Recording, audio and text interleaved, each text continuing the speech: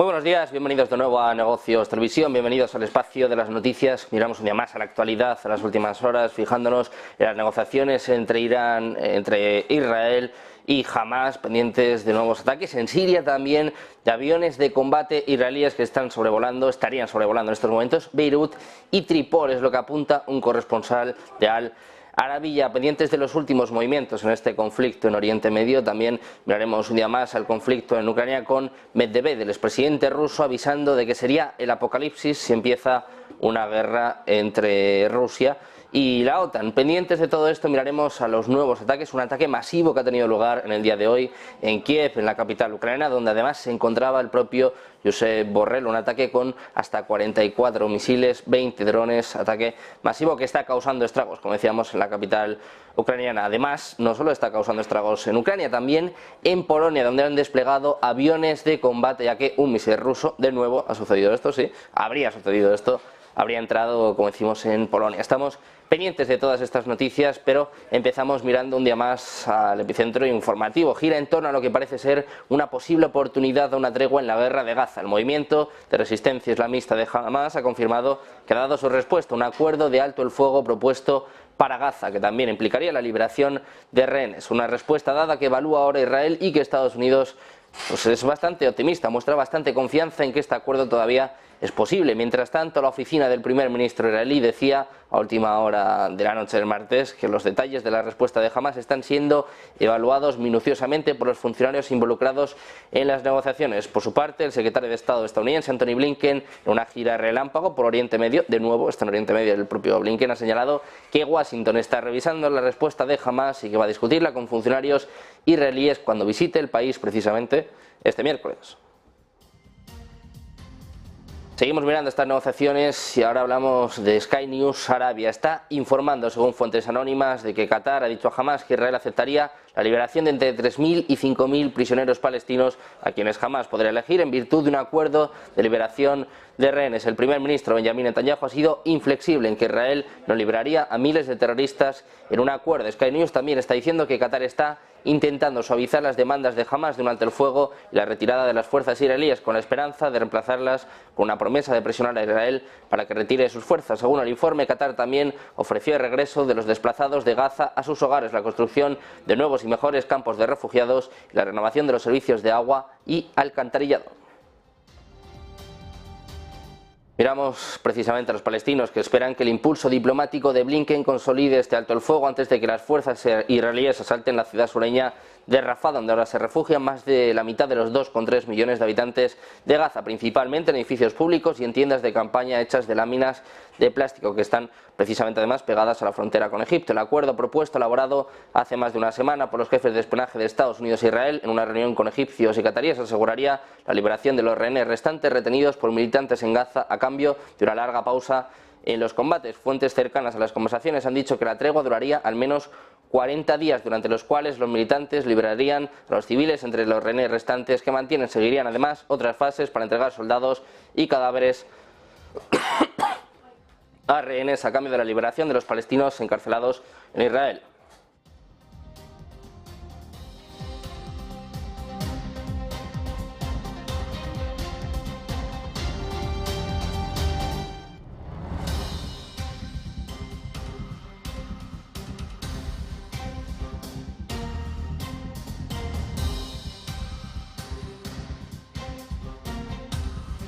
Sin embargo, el presidente estadounidense Joe Biden, aunque ha reconocido algunos movimientos en torno a un acuerdo, ha descrito la respuesta de Hamas como un poco exagerada, sin dar más detalles. Dice Biden: no estamos seguros de dónde están. Las negociaciones continúan en este momento.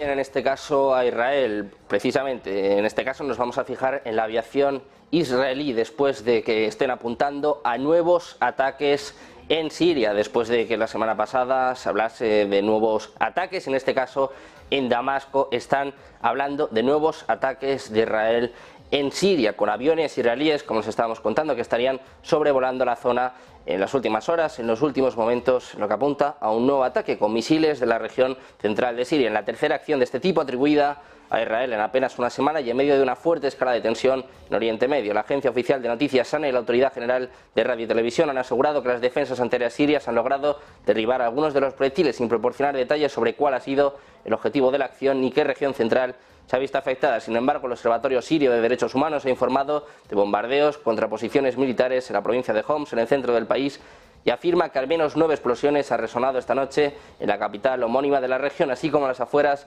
de la ciudad. Los proyectiles se habrían impactado en las inmediaciones de una refinería y de unas granjas ubicadas en una zona con varias posiciones de las tropas gubernamentales sirias y también con presencia de sus grupos aliados como Hezbollah, según un comunicado de la organización.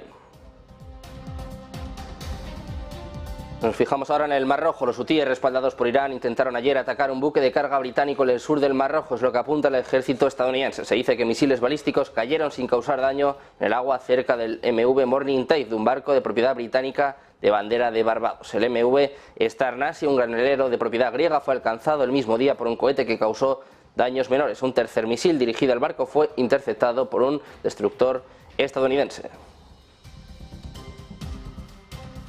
Pendientes también del viaje de Javier Milei, del presidente argentino, reunido en estos momentos con Benjamin Netanyahu, con el primer ministro israelí, que le está calificando de gran amigo del Estado judío. Netanyahu se ha reunido con el primer ministro argentino, con Javier Milei, en Jerusalén, y le agradece por declarar que va a trasladar la embajada de su país a la capital israelí. Dice Netanyahu: estamos encantados con su decisión de reconocer a Jerusalén como capital de Israel, de trasladar su puesto diplomático y también, por supuesto, una embajada. Según la lectura israelí, Milei dice que su país también va a incluir a Hamas como organización terrorista. El propio Milei luce un pin con las banderas de ambos países y un lazo amarillo, un gesto hacia los 253 rehenes tomados cautivos por Hamas el 7 de octubre. El primer ministro dice que la mayor amenaza en su zona y en la suya es Irán. Escuchamos a Milei y a Netanyahu reunidos hace apenas unos minutos.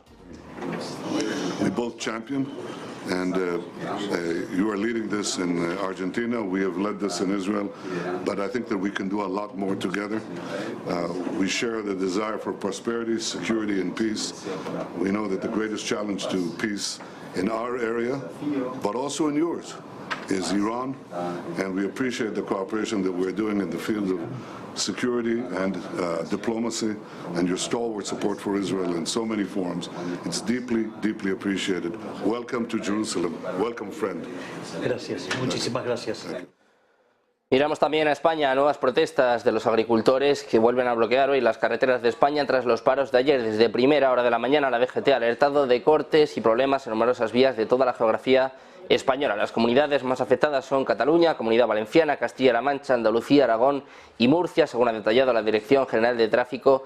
En las últimas horas, las movilizaciones agrícolas han vuelto a cortar la carretera A4 y la CM42 en ambos sentidos, en la altura de Madridejos. También han cortado la A42 en Illescas. Los agricultores ya cortaron estas vías en el día de ayer. Posteriormente, la DGT ha avisado de cortes en autovías de Andalucía, Murcia y Comunidad Valenciana, donde han llegado a cortar la A3 a la altura de Utiel. Por su parte, los agricultores concentrados en diferentes puntos de la red viaria catalana prevén colapsar este miércoles las entradas de Barcelona y concentrarse ante la Consellería de Acción Climática, Alimentación y Agenda Rural de la Generalitat. Es lo que han explicado según fuentes de la organización, hablando de que los diferentes cortes de carretera se van a mantener durante la noche y en la mañana de este miércoles se van a sumar otros agricultores y ganaderos para dirigirse a Barcelona. De momento, los agricultores catalanes ya han cortado varias vías.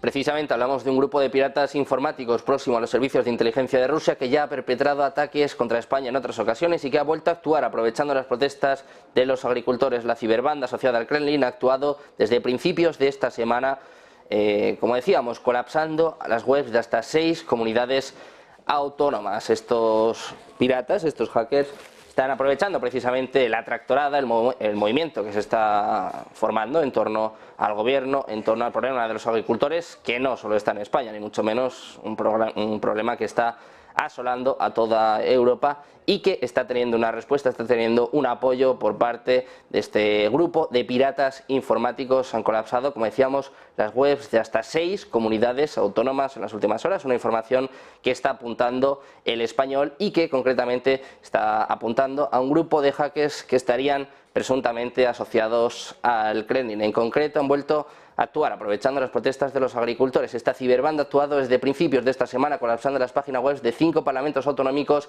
y la del Gobierno Autonómico de Murcia. Según apunta El Español, fuentes de ámbito de la ciberseguridad nacional, este fue un ataque coordinado y conjunto que comenzó el lunes. Los ciberdelincuentes apuntaron como objetivos a las webs de los parlamentos de Navarra, País Vasco, Asturias, Murcia y Canarias. Algunas de ellas seguían sin funcionar en la tarde de este martes, como por ejemplo la web de la Cámara de la Comunidad Foral. Miramos ahora a Estados Unidos, que acusó este martes a Rusia de disparar al menos 9 misiles suministrados por Corea del Norte contra Ucrania, mientras que Moscú calificó a Washington de cómplice directo en el derribo de un avión de transporte militar ruso el mes pasado. El embajador de Rusia ante la ONU, Vasily Nevencia, y el embajador adjunto de Estados Unidos ante la ONU, Robert Wood, intercambiaron acusaciones en una reunión del Consejo de Seguridad de la ONU sobre Ucrania, solicitada por Moscú. Rusia, como saben, y Ucrania comenzaron este conflicto hace ya 2 años.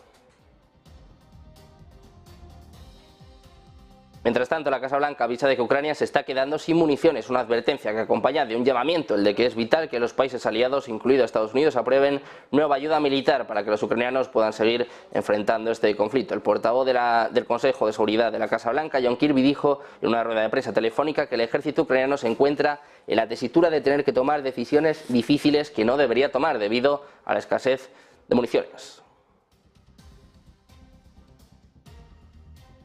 Mientras tanto, Rusia ataca a Kiev con misiles en plena visita de Josep Borrell. A primera hora de la mañana, la capital ucraniana ha sufrido un ataque con misiles en plena visita del alto representante de la Unión Europea para Asuntos Exteriores, Josep Borrell, que tuvo que bajar junto al resto de la delegación a la planta subterránea que sirve como refugio en el hotel de Kiev en el que se hospeda. La alarma que obligó al político español a bajar al refugio antes de comenzar su programa de reuniones de hoy, que incluye encuentros con el presidente Volodymyr Zelensky y con otros dirigentes ucranianos. Se declaró eso de las 6 hora local. Hablan de misiles sobre Kiev y sobre el este de Ucrania, es lo que informa en un primer momento el jefe de la administración militar de la capital ucraniana. Poco después, ese mismo canal oficial agregaba que varios misiles se estaban dirigiendo a Kiev.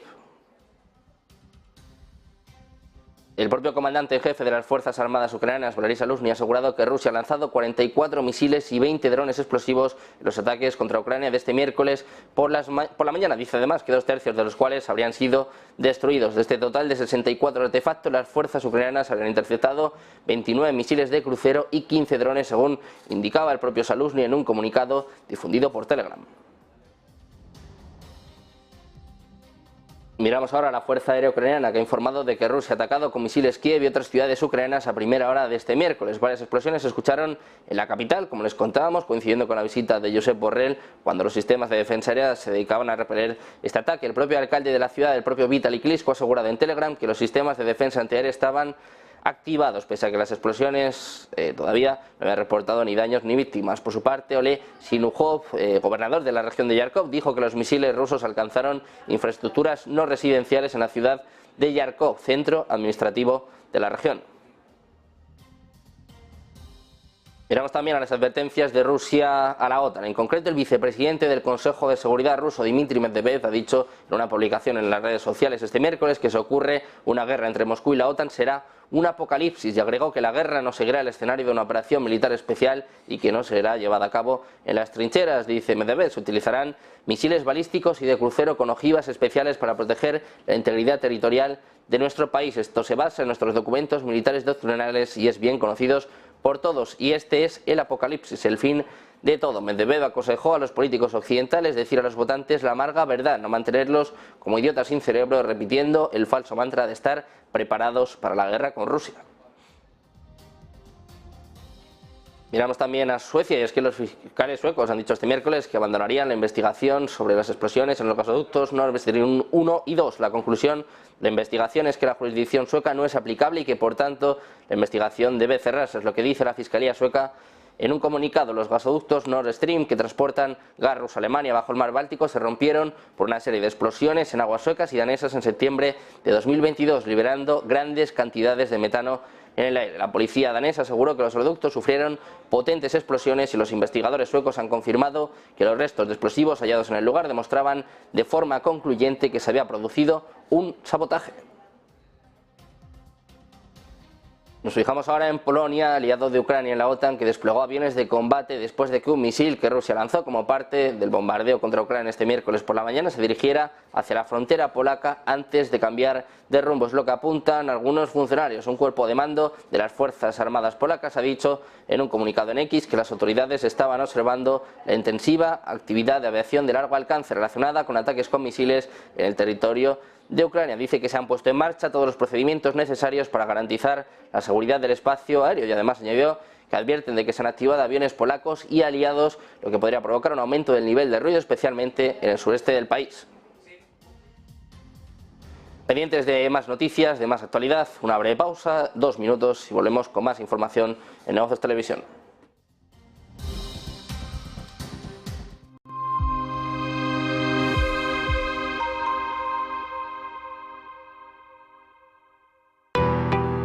¿Qué es Bitcoin? Hoy vamos a explicarles qué es exactamente Bitcoin, explicándoles los conceptos básicos para que entiendan esta criptomoneda de la que todo el mundo lleva años hablando. Esta explicación les servirá para saber también qué son exactamente las criptomonedas y cómo funcionan, para que puedan tener una noción un poco menos técnica de cómo funciona todo esto y a lo que nos referimos con cada término. Bitcoin es una criptomoneda o moneda virtual, concretamente la primera que fue desarrollada. Es la criptomoneda que le ha marcado el camino a todas las demás que llegaron después utilizando su tecnología. Esta tecnología es la cadena de bloques o tecnología blockchain, que también se utiliza para otras cosas. La primera de las criptomonedas fue creada por Satoshi Nakamoto, que es el seudónimo que corresponde a una persona que nadie sabe exactamente quién es, aunque sí que es cierto que ha habido muchas teorías. Esta persona publicó en 2009 un artículo en el que describía un sistema de pagos P2P al que llamó Bitcoin. Al cabo de unos meses, él mismo publicó la primera versión del software que permite gestionar la red de la moneda y que además empieza a interactuar con los primeros interesados en foros. La cantidad total de bitcoins que se emiten cada año está determinada por su algoritmo y pasa lo mismo con el resto de criptomonedas. Bitcoin está desarrollado para que cada 4 años se reduzca por 2 su producción y para que solo se emitan un total de 21 millones de bitcoins. Después simplemente dejarán de crearse. Esto es una diferencia fundamental con las monedas convencionales, puesto que los bancos modifican su valor a su libre albedrío. Por lo tanto, las monedas se pueden devaluar, mientras que Bitcoin quiere ofrecer algo más de estabilidad. En definitiva, entre los usos más destacados de Bitcoin cabe mencionar los siguientes, como por ejemplo pagar utilizando estas propias criptomonedas, obtener intereses por los Bitcoins que poseas, algo similar al concepto de un depósito bancario, también obtener un préstamo utilizando como garantía tus Bitcoins, cubrir tu exposición financiera con derivados en mercados regulados y por último obtener réditos de inversión mediante la compra-venta de Bitcoins, al ser un activo que teóricamente tiende a revalorizarse en un escenario de demanda constante.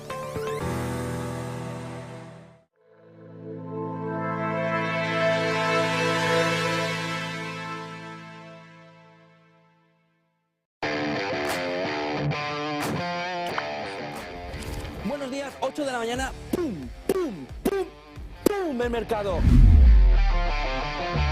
Que lo primero que te van a decir es, o sea, ¿por qué te quejas, no? Si eso es para pillar a los malos.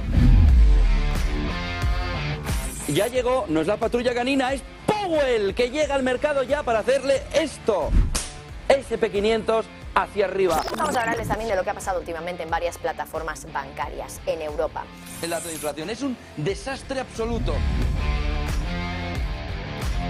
Ese concepto también de repensar el capitalismo, un capitalismo que evidentemente no existe, es un capitalismo de Estado, una plutocracia. Toda Europa recortando una media de 0,70%, el IBEX 35 va algo más. ¿Qué hay detrás? Esto. Aquí hay alguien que se ha llevado un dinerico por en medio. Seguimos mirando a más noticias y hablamos ahora de Irak. Esto es increíble, esto es increíble. Oriente Medio es un foco de atención.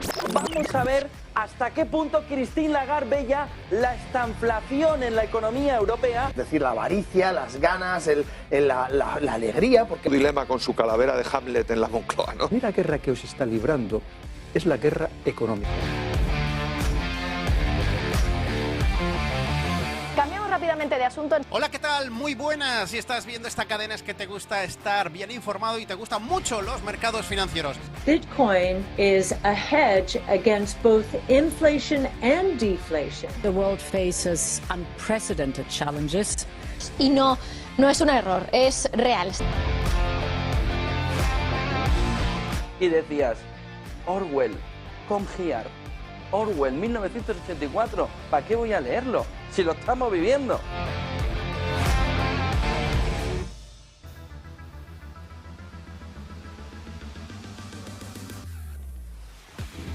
¿Y ahora qué? ¿Pensabais que estaba todo? Venid, venid. Esta es la nueva casa de los negocios. Mirad, mirad.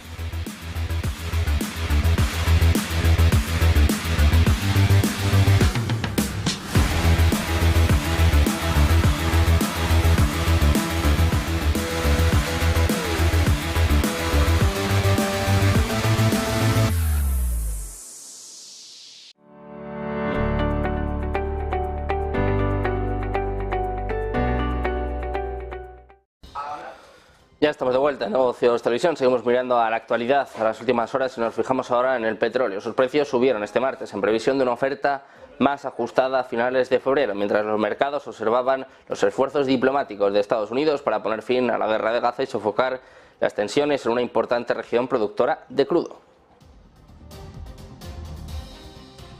Mientras tanto, el mundo se enfrenta a una crisis de deuda que se extenderá por lo menos los próximos 10 años, es lo que dice el economista Arthur Leifer. La deuda mundial alcanzó un récord de 307,4 billones de dólares en el tercer trimestre de 2023, con un aumento sustancial tanto en los países de altos ingresos como en los mercados emergentes.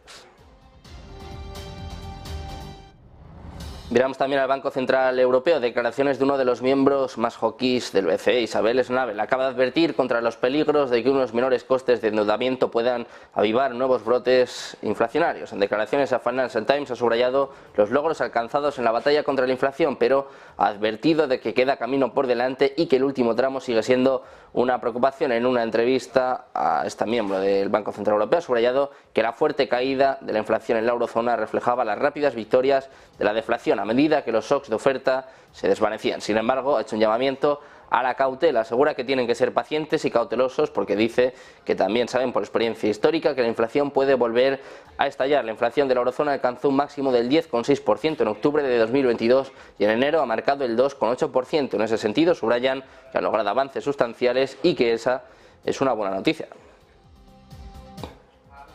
Miramos ahora a la Reserva Federal. A la presidenta del Banco de la Reserva Federal de Cleveland, Loretta Mester, ha declarado que si bien es probable que el próximo paso del Banco Central sea hacia una política monetaria más flexible, el momento en que eso ocurra aún está en el aire. En lo que respecta a los recortes de tasas, optaba por no buscar una fecha en el calendario y reiteraba que realmente depende del estado de la economía. Añade además que en su opinión no hay prisa por recortar las tasas. Miramos también al presidente del Banco de la Reserva Federal de Minneapolis, Neil Kashkari. Cree que la batalla contra la inflación no ha terminado, pese a haber registrado una fuerte corrección. Apuntaba que los datos recientes parecen positivos, con datos de inflación a 3 y 6 meses, básicamente el objetivo del 2% de la Fed, pero dice, aún así no hemos terminado todavía, y señala que el objetivo de la Fed es conseguir una inflación del 2% sobre una base interanual. La mayor parte del descenso de la inflación, decía, se debe al aumento de la oferta y no a los mayores costes de los préstamos que presionan a la baja sobre la demanda, lo que permite que el mercado laboral se mantenga fuerte incluso cuando la inflación ha bajado. También habló ayer la secretaria del Tesoro de Estados Unidos, Janet Yellen. Hacía balance de su gestión ante la Cámara de Representantes. En su comparecencia subrayaba la importancia de reducir el déficit al tiempo que justificaba la naturaleza expansiva del presupuesto de la administración Biden en 2024. Dice que está hecho así para llevar a cabo las inversiones que garanticen el crecimiento de los Estados Unidos. We need to be on a fiscally sustainable path, and it's critical to reduce deficits in order to ensure that that's the case. And that is why President Biden's budget for 2024 proposed an additional $2.5 trillion of deficit reduction, coupled with investments in our economy that are critical to ensure that we grow. Seguimos pendientes también de la banca regional de Estados Unidos. Miramos ahora, nos fijamos en New York Community Bancorp. Ha sido rebajada a la categoría de basura por Moody's. Otro golpe para este banco regional estadounidense, cuyas acciones se han desplomado durante la semana pasada por preocupaciones sobre pérdidas potenciales relacionadas con préstamos inmobiliarios. La rebaja de la agencia de calificación a última hora del martes ejerció más presión sobre el precio de las acciones de New York Community Bancorp, que cayeron otro 16% en las operaciones fuera de horario en Nueva York. Sus acciones cotizan a su nivel más bajo en más de 20 años. De hecho, se han desplomado más del 50% desde la semana pasada, cuando informó de pérdidas por préstamos inmobiliarios mayores de lo que anticipaban los inversores. Moody's rebajó también la calificación crediticia general del banco en 2 niveles a Ba1, que es la calificación más alta de su escala de inversión o basura. El viernes Fitch le había rebajado un escalón de BBB a BBB-, dejándole justo por encima del grado de no inversión. Miramos a más empresas, nos fijamos ahora en las acciones de Snap, que se han desplomado un 32% tras el cierre de mercado de este martes. Fuerte varapalo tras decepcionar con sus cuentas. El crecimiento de sus ingresos trimestrales no cumplió con las expectativas de Wall Street, mientras lucha por recuperarse de una caída en la publicidad digital. En comparación con rivales dominantes y con mucho dinero, como el caso de Meta, la plataforma de redes sociales más pequeña, con sede en Los Ángeles, ha luchado por recuperarse después de que las difíciles condiciones macroeconómicas hicieran que los especialistas en marketing se apretaran el cinturón en 2022. También estuvo entre las más afectadas por los cambios de privacidad introducidos por Apple en 2021, que revolucionó la forma en que las marcas dirigen la publicidad y miden su eficacia. Un día después de anunciar despidos generalizados, Snap dijo que sus ingresos aumentaron un 5% hasta los 1.360 millones de dólares en el cuarto trimestre, por debajo de las expectativas. En una carta a los inversores ha señalado que esto refleja un entorno operativo desafiante. Pendientes de más noticias, de más actualidad, como siempre, de brindarles el mejor análisis. No se vayan porque hacemos una breve pausa, 2 minutos, y enseguida comienza Ponte en Acción de la mano de Eva Villanueva.